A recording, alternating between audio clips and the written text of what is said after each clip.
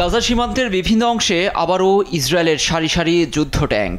যুদ্ধবিরতির চুক্তি নিয়ে দ্বিতীয় দফায় হামাস ইসরায়েল কোনো সমঝোতায় না পৌঁছানোই আবারও যুদ্ধে নামার প্রস্তুতি নিচ্ছে নেতানিয়াহু প্রশাসন।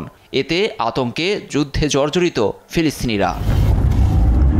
উপত্যকায় যুদ্ধবিরতির দ্বিতীয় ধাপ বাস্তবায়নে হাল ছাড়ছে না মিশরসহ অন্যান্য মধ্যস্থতাকারী দেশগুলো। এ প্রসঙ্গে ভূমধ্যসাগরীয় অঞ্চলের ইউরোপীয় কমিশনারের সঙ্গে যৌথ সংবাদ সম্মেলনে মিশরীয় পররাষ্ট্রমন্ত্রী শুনিয়েছেন আশার কথা। তিনটি ধাপের যুদ্ধবিরতি চুক্তি এখনও বহাল আছে। আমরা প্রথম ধাপটি শেষ করেছি, বাকি দু ধাপও শেষ করতে যে বাধ্যবাধকতা আছে তা নিয়ে দ্রুত আলোচনা শুরু করতে হবে।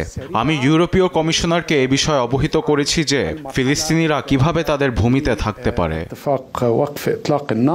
এদিকে ৪ মার্চ জরুরি আরব সম্মেলনে ফিলিস্তিনিদের নিজ ভূমিতে রাখা ও পুনর্গঠন নিয়ে পিছপা না হওয়ারও প্রতিশ্রুতি দেন মিশরীয় পররাষ্ট্রমন্ত্রী।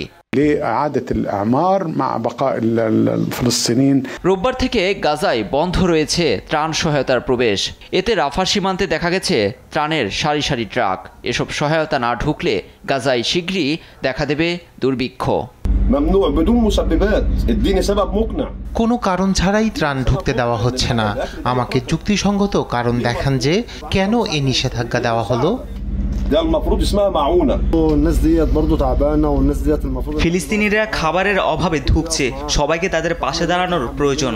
এই যে দেখেন, আমরা ত্রাণ সহায়তা নিয়ে বসে আছি, ইসরায়েলে কোনোভাবেই তা প্রবেশ করতে দিচ্ছে না।